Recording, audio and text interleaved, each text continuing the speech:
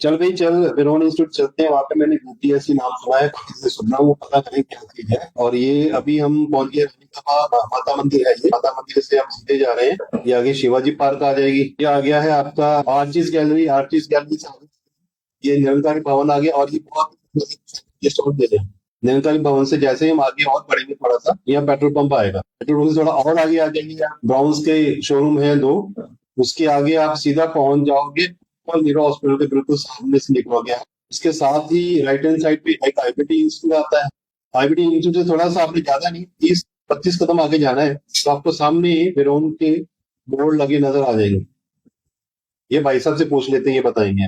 भाई साहब वेरोन कहाँ है? वेरोन इंस्टीट्यूट कहाँ है? अच्छा वो बोर्ड लगा हुआ है।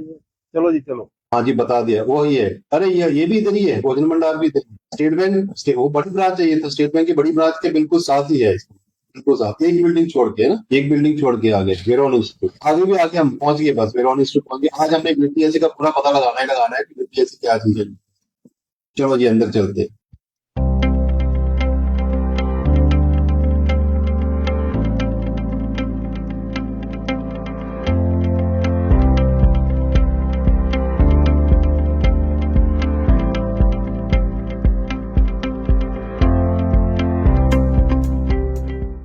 सर वेरोन इंस्टीट्यूट में आपका मैंने बहुत से वीडियोस देख रहा हूँ ऑनलाइन, आजकल शॉर्ट्स भी आ रहे हैं काफी ज्यादा।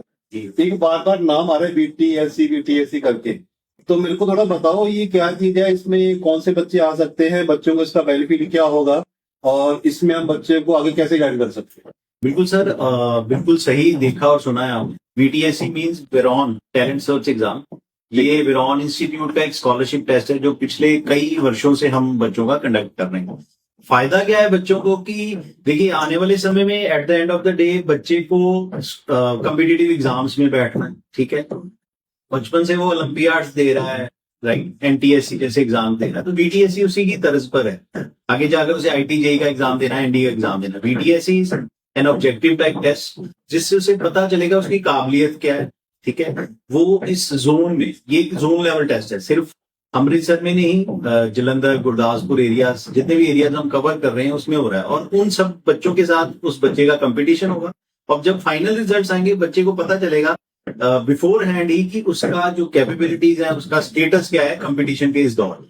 तो इसमें आप बच्चे को थोड़ा काउंसलिंग भी करते हैं कि जैसे 10th के बाद अगर वो आ रहा है तो किस किस स्ट्रीम में जा सकता है। बहुत ही सही आपने सवाल पूछा है। जब इसका रिजल्ट आता है, राइट, तो experts work on that results. तो उस रिजल्ट्स पे देखिए, इस रिजल्ट्स में ये पता चलेगा कोई बच्चा मैथ्स में अच्छा होगा, कोई साइंस में अच्छा होगा, हो सकता है कोई जनरल नॉलेज और इंग्लिश में ज्यादा अच्छा होगा।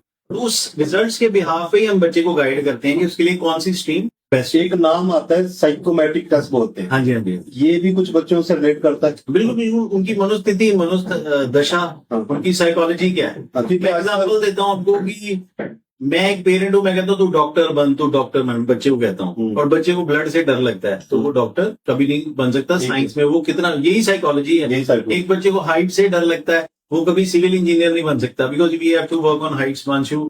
तो हमें बच्चे की रुचि भी जाननी होती है, साइकोलॉजी भी टेस्ट हो जाती है, उसकी जो क्या कहते होते हैं पढ़ाई का क्या लेवल है वो भी बीटीएससी के द्वारा हम टेस्ट कर लेते हैं। तो इसमें आप कौन कौन सी क्लास के बच्चे को पार्टिसिपेट करवाते हैं? बच्चा जो 9वीं कक्षा के इस बार पेपर देंगे वो बच्चे कर सकते हैं, जो 10वीं के पेपर देंगे वो कर सकते हैं, जो 11वीं के पेपर देंगे वो 12वीं की एडमिशन के लिए आ सकते हैं, जो 12वीं के पेपर देंगे वो नीट ड्रॉपर और आईटीजेई ड्रॉपर जैसे बैचेस के लिए हमारे पास आ सकते हैं।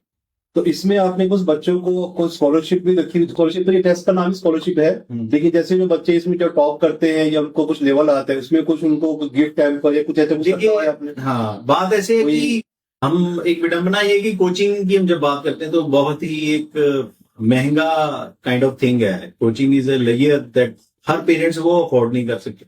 तो हम ढूंढना वो बच्चे चाहते हैं जो ब्रिलियंट है अपनी फील्ड में।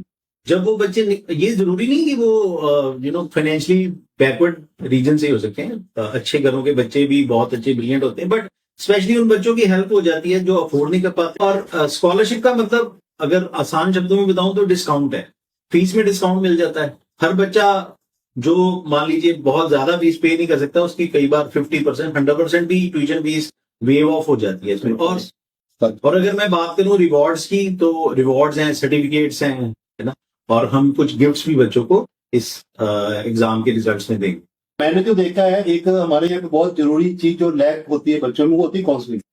कि ना तो पेरेंट्स को पता होता है, ना बच्चे को पता है कि मैंने कौन सी स्ट्रीम चूज करनी है और क्यों करनी है, मेरा फ्यूचर आगे क्या होगा।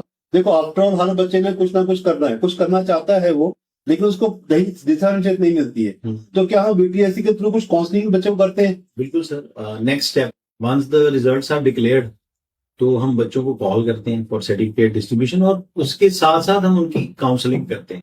बाय काउंसलिंग मीन्स कि हमें अवेयरनेस फैलानी है। बहुत ही दुखदाई बात है कि हमारे अमृतसर की अगर स्पेशली बात करो, पंजाब की, तो बच्चे और पेरेंट्स दोनों ही इस चीज के लिए अवेयर नहीं है कि करियर अपॉर्चुनिटीज। मतलब आपका कहने का मतलब कि काउंसलिंग की जरूरत पेरेंट्स को भी है। बिल्कुल है जी, क्योंकि जब तक पेरेंट्स पार्टिसिपेट नहीं करेंगे, यहाँ पे आपके थ्रू में ये बताना चाहूंगा, जब तक पेरेंट्स पार्टिसिपेट नहीं करेंगे तो बच्चे का करियर बन नहीं सकता। बिल्कुल सही। पेरेंट्स को भी उतना अवेयर होना होगा ताकि उन्हें पता हो बच्चा कर क्या रहा है। और हाँ जी, ये काउंसलिंग आप हर बच्चे को दोगे जो यहाँ पे पार्टिसिपेट करेगा? यस यस वो रैंक लेता है नहीं लेता बात की बात। जी, participating in this test is eligible for counselling.